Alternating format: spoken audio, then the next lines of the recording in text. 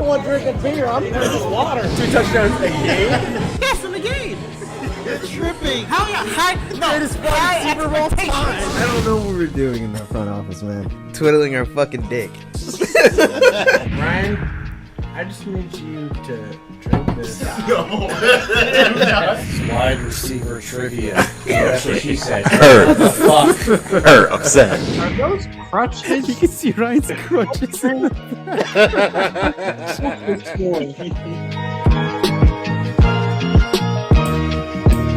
What is going on, folks? Welcome back to After Further Review. This is episode 202. I am your co-host, Jalen Brown. And I'm your other great co-host, Nestor. And our special first half guest this week is, of course, none other than Mr. June Buckspade. What's up, June? So, hello, Green Bay fans. Y'all love me so much. Yes, that's a whole nother thing. Folks, bit of a different format this week. No Malin this week. There will also be no G Money. They are knee deep in Vegas right now, so they are enjoying themselves. I am not in my usual setup. I am on the other side of the country, so we are doing a shorter show this week. We're gonna have just one topic, maybe a couple comments. I don't know, but yeah. And also, full disclosure, the show is not live right now, which I think is like the first time in the show's history that we didn't do it live. We're doing this on Tuesday, just with scheduling.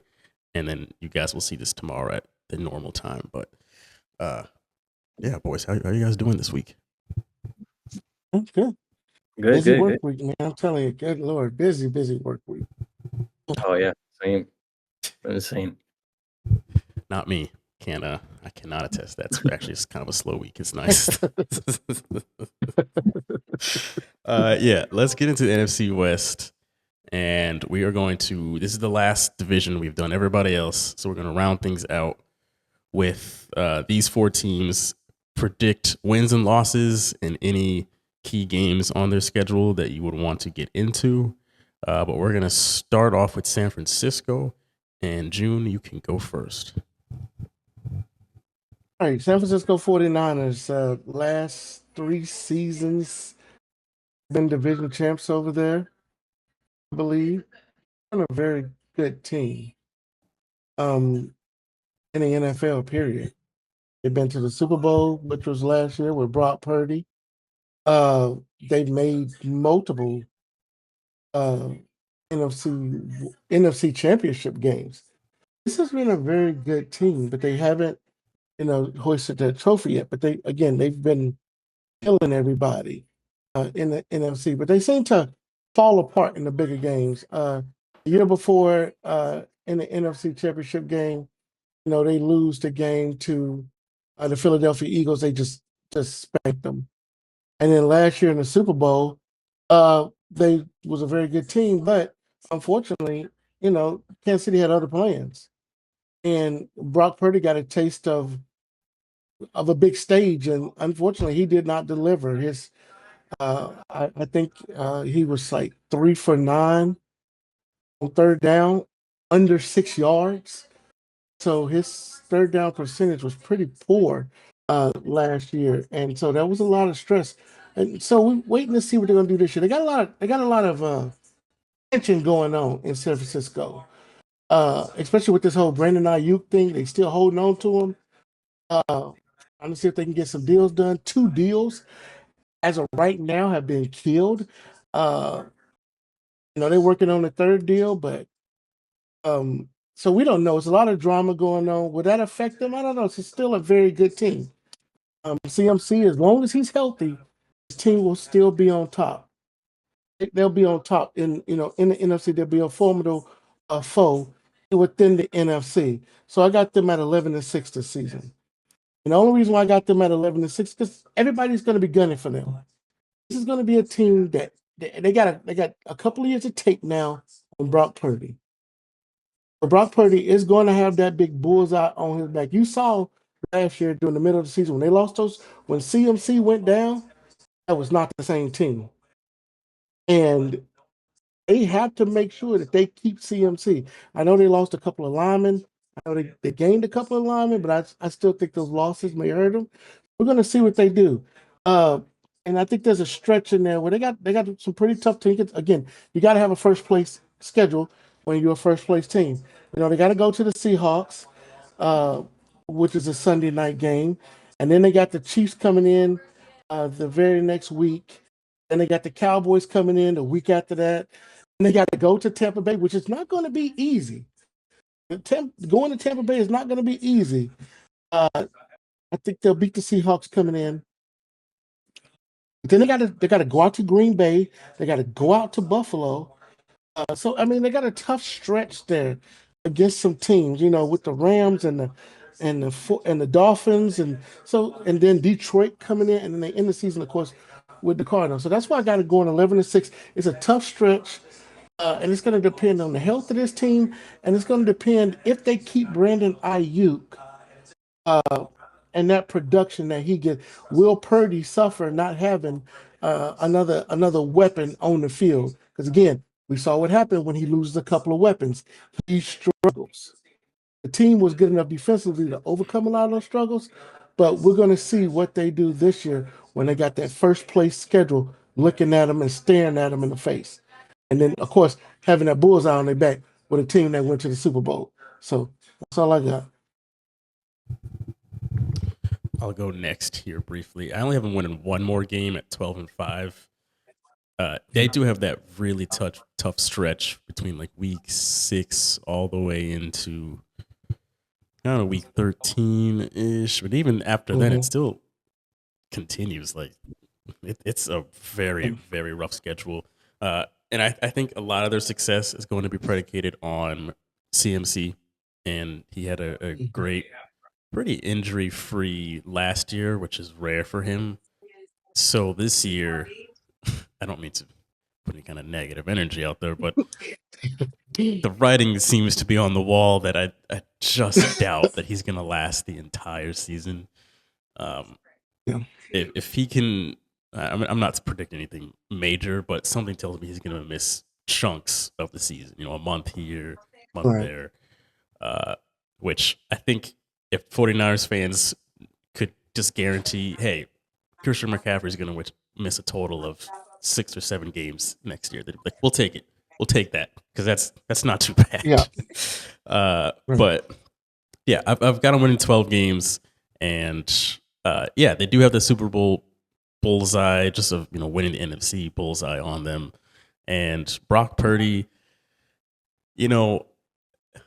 he's really just kind of like Jimmy Garoppolo 2.0. I mean, he's just a product of Shanahan's system. So I don't necessarily think that he's the guy, but for the 49ers, he's the guy because he plugs right into that system and he works. So he gets the job done there. But the rest of the contract stuff, I'm pretty confident they'll get that figured out between Ayuk and Trent Williams. But it's going to be drama for the first several weeks of the season until they get that squared away. But I do think that they will ultimately, in the end, be okay just because of how freaking talented this roster is. So they can sustain a bit of drama, a bit of not having CMC in some stretches. But yeah, I got them with 12-5. Nestor, go ahead. Yeah, I also got them at 12-5. I see them doing fine the first 6 weeks. A little bit of foreshadowing, but I'm really optimistic about the Rams this season. I think they got a lot of big things going for them. So week 3, I see them going to playing against the LA Rams, and I see them losing. Yes, very difficult after that bye week. Well, before that bye week, actually. But week 12, they'll lose against Green Bay. They'll lose against Buffalo Bills because I don't know what happens to them after midway through the season that they just turn on the Jets. And for some reason, they have no business doing that. It's going to be terrible. But yeah, apart from just the fears of McCaffrey getting injured and Ayuk leaving, and then I'm also thinking because Brock Purdy got injured last season, and something tells me the kid is he's not the strongest of quarterbacks. So that might be another concern there. I don't remember what it was, his shoulder or elbow, whatever, but That's right. that's another concern there. So we might see Joshua Dobbs, gunning it. So I got them at 12-5. I think the bigger question for them is once you get into the playoffs, what are you gonna do? Because if you linger like this, like you guys are talking about, if you linger like this without winning anything, eventually you gotta come down. Can't sustain And this. Yeah. I believe in that Super Bowl loss hangover too. Mhm. Yeah. I believe it. Look at Philadelphia. Yep. Philadelphia did not look like the same team they did when they went to the Super Bowl. They still got that hangover on them right now. Yep. So it's a real thing when you lose a Super Bowl. So hey.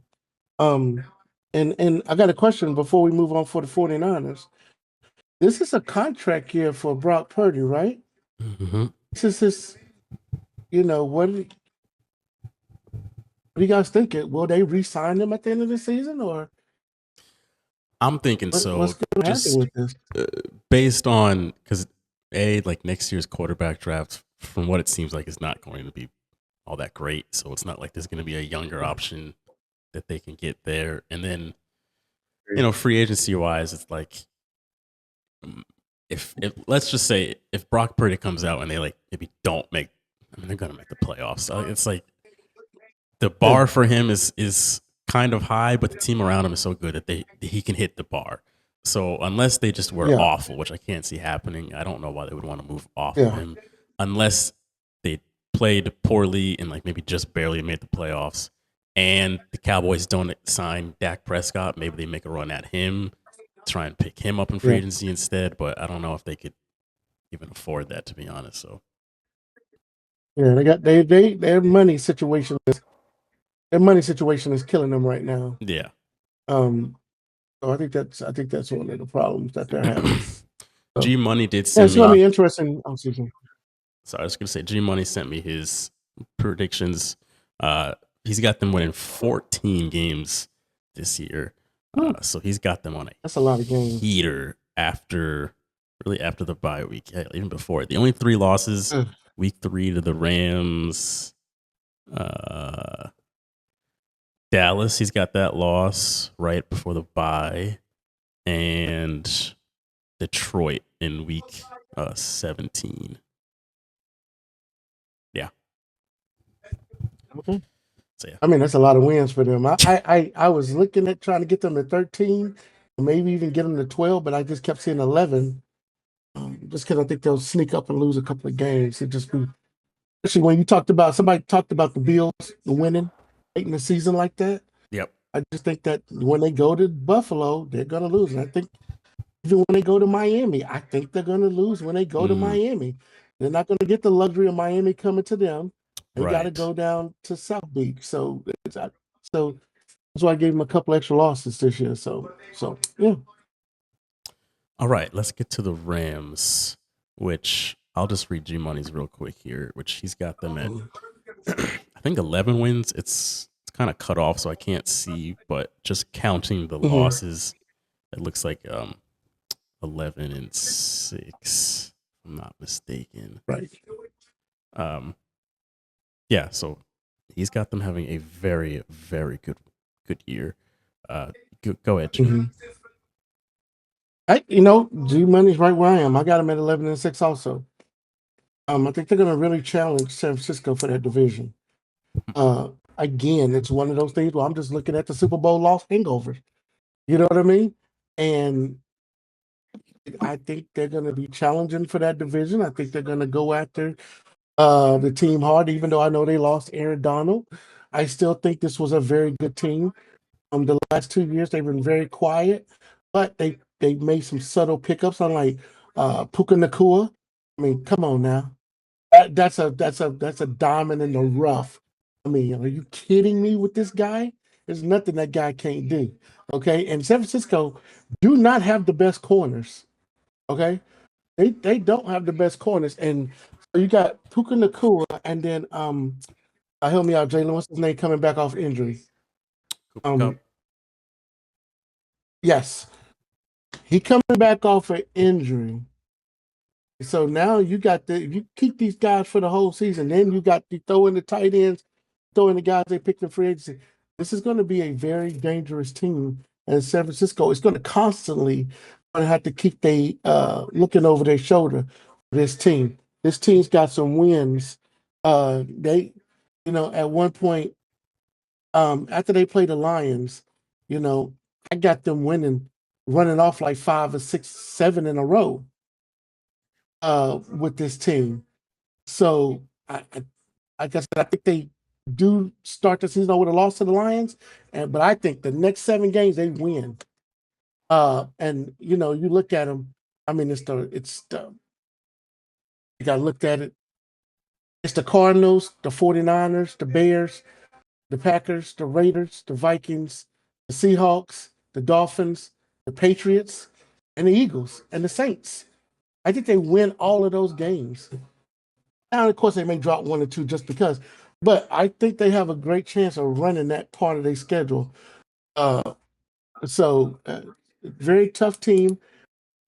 I think this team is poised. I think Matthew Stafford wants that one more season.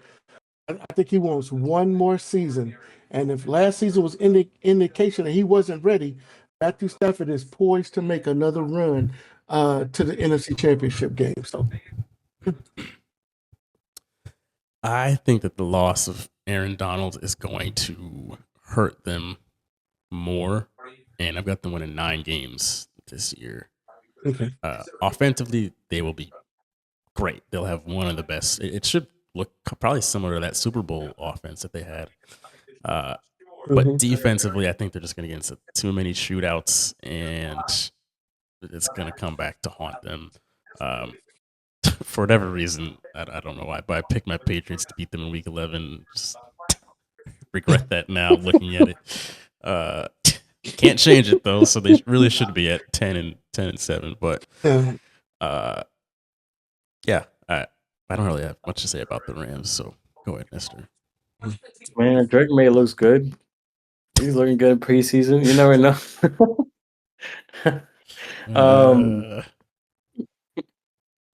I got them at 11 and 6. Like I said, I'm very high on the Rams. Although they lost some key players, I think they're building pretty well on both ends of the ball. So they got some rookies in there that are expected to perform well. They got hell of a running game with Kyron Williams and that new kid Blake Cora. And they have crazy depth when it comes to wide receiver. Well, they only have 2. Well, that's all you need really. You got Puka Nacua, Cooper Cup. Yeah. You got a great quarterback that I feel is still a bit underrated. He's just had some injuries himself. So, man, I'm really high on this team. I think they have great coaching. They're gonna ball out this year. Unfortunately for everybody else in the league, because I would love to see the Rams still down, but they rebuilt pretty damn well. The organization is like the complete opposite of what you see with the Commanders and Chicago. They're just building pretty well. So yeah, 11 and 6 for me. All right. I like the optimism on LA there. All right, let's get to Seattle. Which June, go ahead. Seattle Seahawks. Yeah, I got them 7 and 10. Damn. This is a rebuild. This is they just the problem with the Seahawks right now is they're rebuilding. They got rid of such a legendary coach. Pete Carroll will go down as one of the best head coaches of all time. I mean, he had some rough places and other places, New England. He wasn't too good, but he was always a great assistant, like he was in New York and places like that. But I just believe that it's hard to lose great coaches. When you lose a legendary quarterback or you lose a legendary coach, the team always suffers. It always suffers. It hurts. I just think they're just gonna have to rebuild. I think they did a good job coach they picked up. I think he's a young coach. He's going to give them that fire and that drive. Uh, I hope they at some point decide to part ways with Geno Smith. Though it's over. They're not going to win a Super Bowl with Geno Smith. That was his last time. The year they made the playoffs, that was his last time of making the playoffs. That was it. He's not gonna. Geno Smith is not ever going to make the playoffs again. I think it's time that they move him to the back. Uh, you know, let the young kids play now. Uh, just start building this team. And you got two teams ahead of them that are just head and shoulders above them. Now, what I will say is I believe that they're going to upset the 49ers, though. I just believe 49ers have trouble when they go up to Seahawks sometime. And I think they're going to underestimate them. They're going to go up there, and the Seahawks are going to beat them. But I don't think they're going to upset the Rams. I think the Rams are going to be focused and beat them both times. But it's got two teams that's ahead of them, that's head and shoulders better than them. And that's nothing against them. They're just a young team. The quarterback situation isn't the best with Geno, but I think this team will be okay for the future, but 7-10 for this year. I've got them just a bit better at 8-9. This just seems like a 500 football team this year. We'll see how McDonald does, but that's a big question mark. But quarterback wise, it's just not happening there. Geno is Geno. He's just a bridge, and Sam Howell. I still think we're going to see Sam Howell at some point. I know people in our comments, Right. The majority seem like that's not happening, but I think we're going to see Sam Howell at some point because why not? Like, why wouldn't they just throw him in if they're, after 3 losses straight or something like that? Or why not let Sam Howell get him out of a run? Yeah. Any key wins here? Like, I think I have San Francisco beating them both times. Got Green Bay beating them. I've got Atlanta beating them. Like pretty much most of the good teams, I just can't see them beating. Yeah. But they do have a good mix of some bad teams and just okay ones to get some wins to stay entertaining. But yeah, unfortunately, Seattle, I feel like they're more or less just a quarterback away, and then we'll see how the coach is. But really, it's a quarterback away from being a playoff, almost title contending team. But unfortunately, it's a big piece to try and replace. So, Nestor. Yeah. Agreed. I got them just at 9-8. So it's the quarterback position that I'm having trouble with too. Geno looked pretty bad last year. I'm not gonna. He wasn't looking very stable. It looked like a mess. And I think at certain points in that season, last season, they got pretty lucky. But I still think they have a lot of talent. Tyler Lockett, DK Metcalf, those are some great players. On defense, you got Devon Witherspoon, who's a beast. I love how that kid plays. And you got some other defensive players that are pretty good. So yeah, I mean Kenneth Walker, he's a good running back. I think we still have some pieces. But at the end of the day, it's that quarterback position is going to hold them down a lot. Down just 9-8 is being, maybe it's a little generous, but we'll see. G Money also has a 9-8. I think Geno Smith, after that Dallas loss last year, he played very well against Dallas in that game. But I think he just put it all on the table and it was over. And then because for the rest of that season, he just like a shell of what he was the year before. And I thought, I kept saying he had a great season the year before. He overperformed, but when he came back the next year, I said he's got to keep that up. If he does not, it's no need to start him anymore. No need to start him. I mean, they have no reason to start. If this coach is coming in and this coach is being told by the GM or or the owner that he has to start Geno Smith this season, that's one thing. But if he's not being told by those two people that he has to start him, I would not start Geno Smith this season. It just wouldn't happen. Yeah. He'd be the backup, and I would have told him the day he entered camp. Listen, man, this is the way we're going. You did great the last 2 seasons, but I need a starter. I want to find my starter, Right. so I need somebody else. Yeah. All right. Let's get to the bottom of the barrel here. We got Arizona. Go ahead, June. But this is another one of my top 5 pick teams. They're already on the clock for the season. Arizona Cardinals are already on the clock. Let's go ahead and put that out there. I got this team at 2-15. I just don't have them winning many games. This team is going through too many coaches. Okay, too many players are jumping ship. Yeah, they draft pretty well, but now you can draft well all you want, but when you lose a bunch of veterans, okay, and you got Kyler Murray, we don't know what this guy. What is Kyler Murray? Is he a starter in this NFL? We're still trying to figure out if Kyler Murray is a starter. Because number one, he hasn't played a full season, has he? Has he played a full season? Maybe missed 1 or 2 games in the season. Close. I'm really not sure. All right. So I don't know about this guy. The quarterback position has too many holes in it. They got lucky. Hell, they played better without him last year. Were they a good team? No, they're not a good team this year. The only 2 teams I see them beating this year is the Vikings and who was that? The Vikings and who else I say? Gotta find that one other win. Yeah. The Commanders. Haystack. I said it was going to beat I said it was going to beat the Commanders. The Commanders got to come to them. I don't see the Commanders going on the road all the way to Arizona and beating them. So I said the Vikings and the Commanders. That's the 2 teams that they can beat because that's the level that they're on.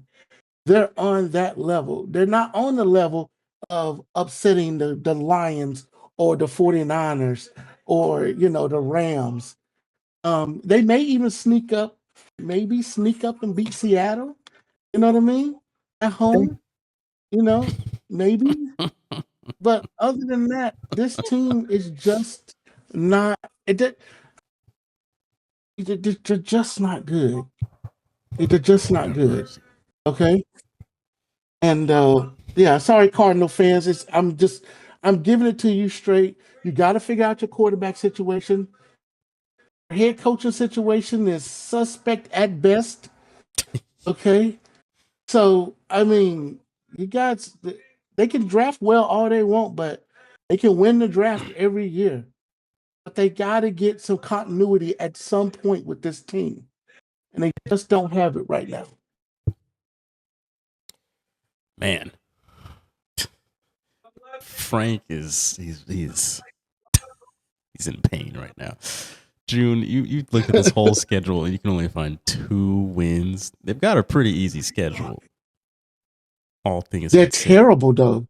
They are, but you got to think they are the easy schedule, Jalen. They're the easy schedule for everybody else. They're the win that everybody else is banking on this season. Oh, Jesus. There's a few teams in this league. Those first Saints, 3 games, the Titans. dang. Bills, Rams, Lions. I actually have them. They're going to lose week 1, but after that, I've got to win 3 straight. Only because Kyler Murray presumably will be, fully healthy. COD won't be out yet, so he'll be locked in. And they usually have a pretty good running game. Like James Conner I'm pretty sure was a top 10 running back last year. The new kid they got out of FSU, he looks pretty nice. Mm-hmm. Yeah.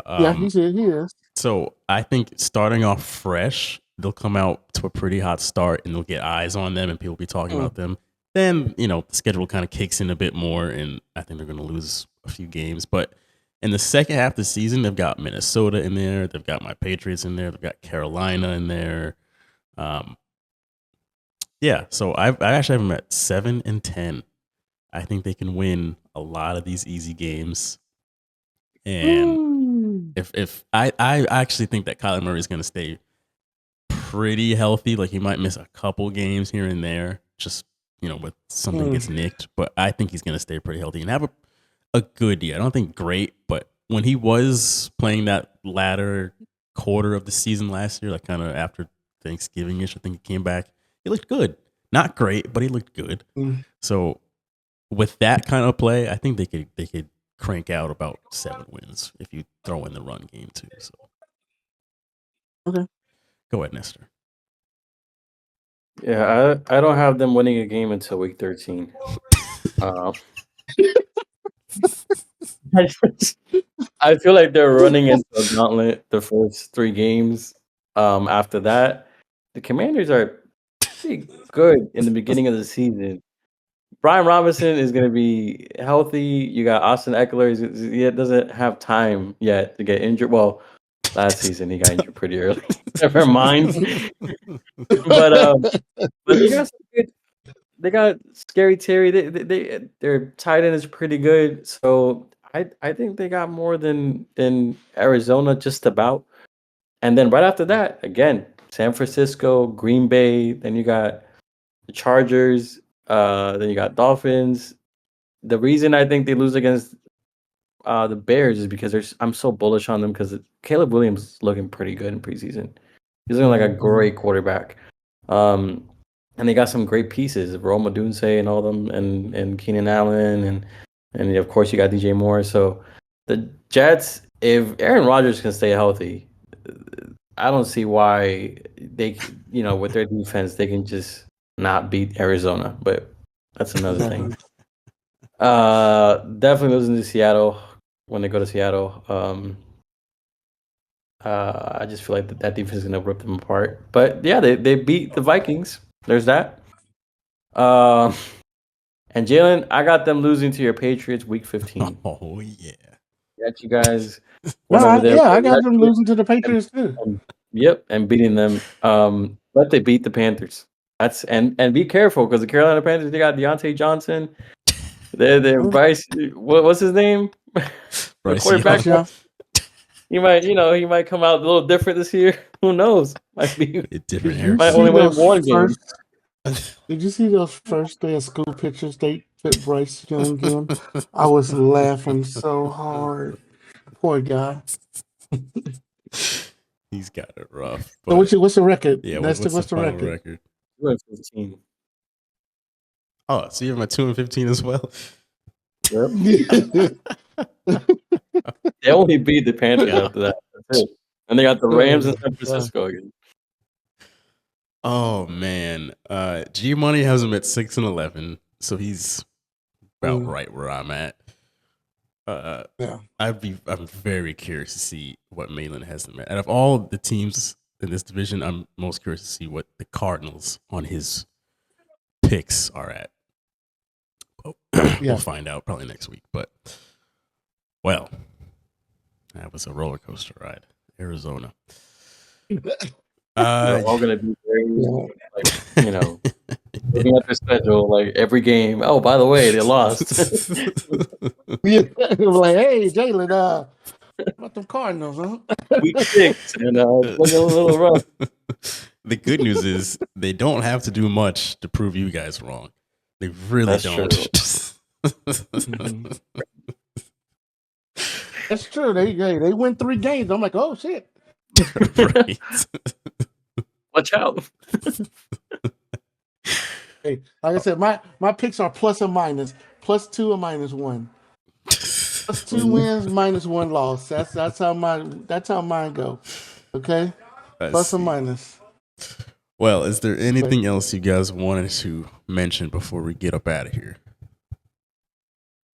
You look at everything. I know we was talking off air about this, but this Brian Flores thing, it's becoming very interesting because they are big. I mean, I saw Colin Cowherd talking about that today, And I don't know, man. This Patriot. Some of the guys don't understand. Bill Belichick can get away with being a dick to people. Okay. Not everybody. You don't have the chops. It took Bill Belichick a while to be able to develop that attitude. That guess what? You're gonna do what I say. Brian Flores, Bill O'Brien, a couple other guys. You coming out here with that attitude, players are like, dude, you're not Bill Belichick. Right. You better chill. And Brian Flores was already not a guy that a lot of people liked for that job in the first place. So they know that they wanted Tua.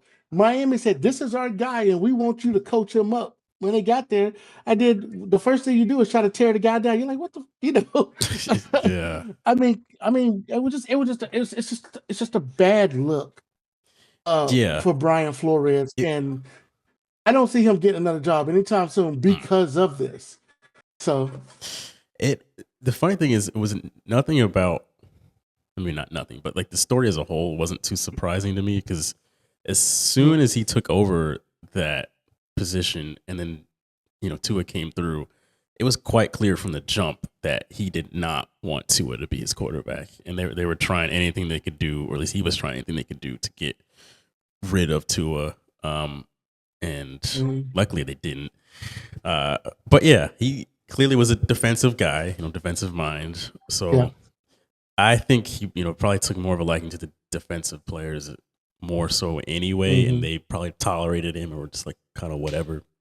But probably offensively, I'm sure people were just like over him, especially him being a new head coach. He's not like you said, he's not Bill Belichick where he has this big cachet of like, well, maybe he's a hard ass, but he's got the rings to prove it. But this is like, come on, dude. Like, who are you to be talking to me like this? Like, I get it. Yeah. Like, come on, bro. A lot of things was being like on TikTok that Tua was being soft. And I don't think it's a soft or whatever. It's just people respond differently. Like Tom Brady responds differently, and then Tua, So it's just that. Yeah, it was very clear early. Like the post game press conferences, he would take no issue blaming Tua. Like, oh well, quarterback play wasn't very good. Like,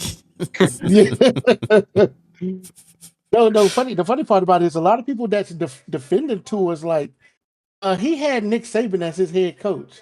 Right. I think he had just as bad. I think he had worse but a guy that had bones to say the stuff he said to Tua. Okay, so Nick Saban and Bill Belichick at the same level. Right. Brian Flores, you're not at that level, buddy. I hate to tell you that. You're not at that level. Like, my gosh, man. It's like when San Francisco hired what was his name? Was it Chip Kelly? Mike Singletary. Oh, remember Mike the story? No. The whole Singletary story. You know what I mean? Yeah. With Singletary, Singletary, he was a great player. But then he went in there and just started cussing everybody out the first day. Like, bro, you're like, no, that's not how you do it, man. You gotta be established. You gotta get the guys on your side. Yeah, right. Especially if you're what these guys don't understand. I was just saying, especially if you're coming from a coordinator's role or a former player, like come on. Yeah, you don't get to have that yet. This is not your time yet. This is about the players, and the players gonna respond to you. I mean, look at the Raiders. I mean, look what they're doing for Antonio Pierce. Those guys are rallying behind Antonio Pierce, man. The Raiders know they suck. Right. They're gonna play hard as hell for their head coach, right? They're gonna play hard for this guy just because they feel for the head coach, because he's coming there with this attitude like, I believe in you. Right. He says, I believe in you. That's the difference. And that's what some of these coaches, this is the new world we live in, coaches. Some of these NFL head coaches, Mike McDaniels is the coach that everybody wants. Right. Okay. Right. I mean, even Andy, but people don't understand, Andy Reid's always been a player's coach. how great he is. Andy Reid is, but he's always been like that. He's never been this hard nosed ass. Right. You're gonna do what I say, or I'm gonna, like the story you hear about Jimmy Johnson when the guy fell asleep in the film study. He went and grabbed his playbook and kicked him out of training camp. I mean, that story is legendary. You're not gonna have those coaches anymore because we don't need them. It's a new generation. So Yeah, even Dan Campbell is another great example where he very quickly the players rallied around him and were just like, that's our coach, that's our guy. That's our coach. And look at him now. Like, he's got him as a title contender. So, that old, I still feel like that's part of the reason that Belichick kind of fizzled out was just that style of coaching there's just no real place for that anymore. But no, I agree. I agree 100%. Well, all right, folks, if you want to follow us on social media so you can keep up with what we're doing throughout the week, it is at AFR Sports. That's Instagram and TikTok. If you want to follow June, it is always linked down in the description below. So be sure to give him a follow if you want some Cowboys videos throughout your week. And that will do it for this week's episode, folks. So we will see you all next Wednesday at our normal time, kind of normal setup. And thanks for watching. Thanks for listening. Peace out. Peace out.